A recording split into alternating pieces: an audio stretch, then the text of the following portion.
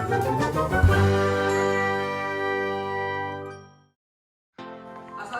warahmatullahi wabarakatuh.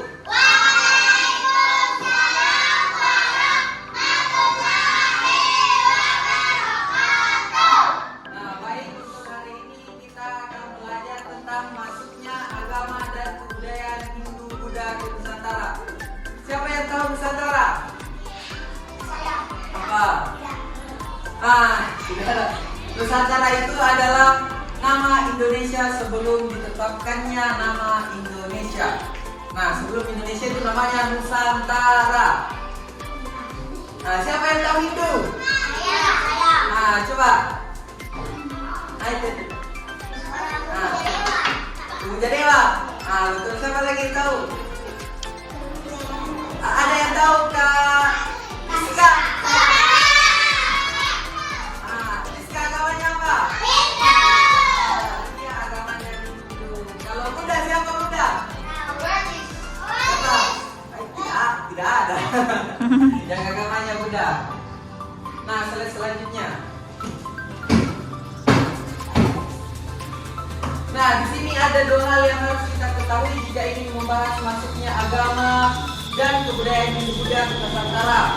Nah, pertama kita perlu membicarakan sumber-sumber sejarah yang menjelaskan tentang kedatangan atau interaksi bangsa India dengan masyarakat lokal. Nah, siapa yang tahu nenek moyang kita dulunya apa pekerjaannya? Apa lagi? Nah, nelayan apa lagi?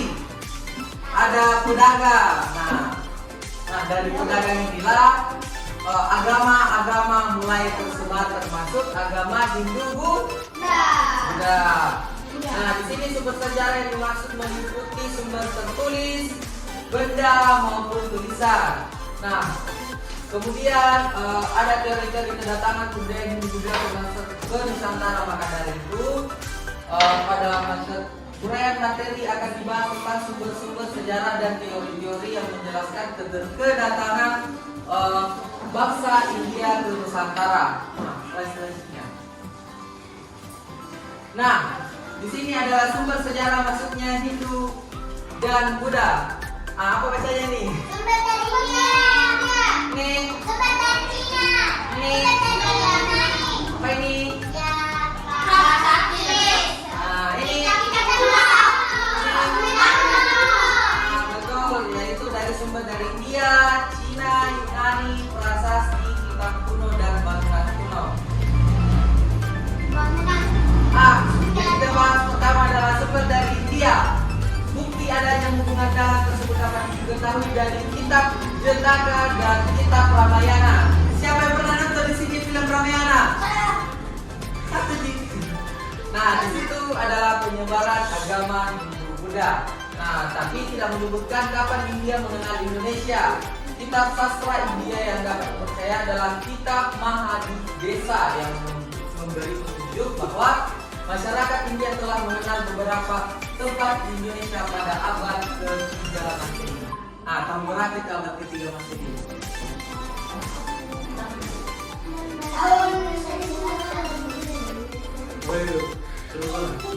Nah, itu tepatnya 500 juta tahun yang lalu. Sama dong? Nah, kemudian dalam kitab geografi yang ditulis pada abad kedua juga disebutkan telah ada hubungan dagang antara India dan Indonesia. Jadi nenek moyang kita dulu berdagang sampai ke India. Sekarang sampai lagi ke batu apa? Roka. Mereka menjual. Dulu ya jauh-jauh di India, padahal ada di India terserah. Nah, kemudian dari kedua keterangan tersebut dapat disimpulkan bahwa secara intensif terjadi hubungan dagang antara Indonesia dan India mulai abad-abad tersebut. Nah, diantaranya antara abad kedua dan abad ketiga. Jadi siapa-siapa di sini kakeknya mirip orang India. Orang India itu dulu.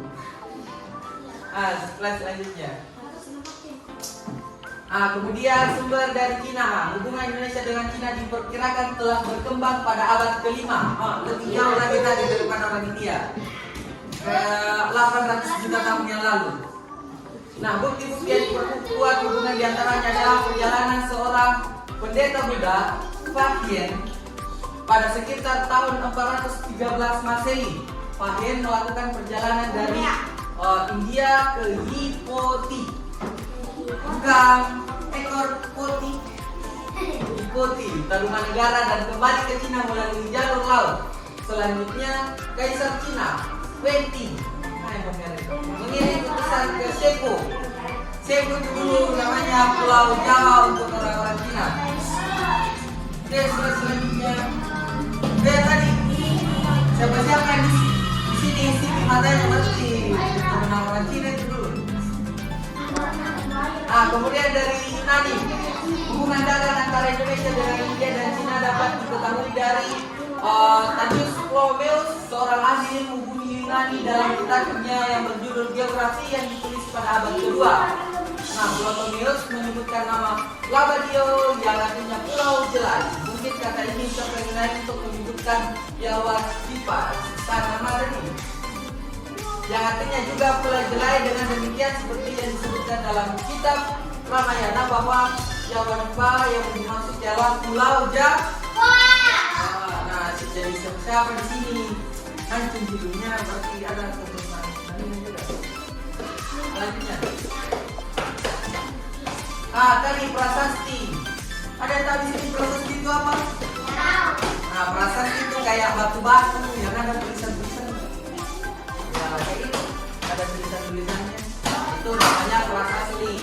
Prasasti di Indonesia yang menunjukkan hubungan Indonesia dengan India. Misalnya Pulau Warma di Kalimantan Timur yang berbentuk yupa. Yupa itu batu. Semua prasasti ditulis dalam bahasa Sanskerta dan huruf Pallawa. Ini di belakang Sanskerta, Pallawa ini A, C. Lanjut. Kemudian ada kitab kuno. Kitab kuno yang ada di Indonesia biasanya ditulis pada daun lontar. Ada yang tahu daun lontar? Tahu tuh? Biasa dibikin apa? Batu.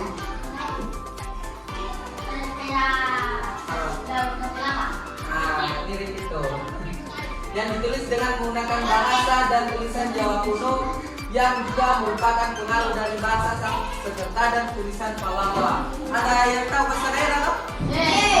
Itu adalah termasuk dalam bahasa dan tulisan Makassar kuno. Oke, selanjutnya. Kemudian ada bangunan kuno. Bangunan kuno ini seperti apa? Ada yang tahu? Contohnya di Makassar. Bangga. Apa lagi? Kompo bangunan yang bergerak itu atau pemuda terdiri atas candi. Ada yang pernah dengar sini filmnya yang membangunkan sendirian? Agama Hindu berkembang di Indonesia berbeda dengan agama Hindu yang berkembang di India.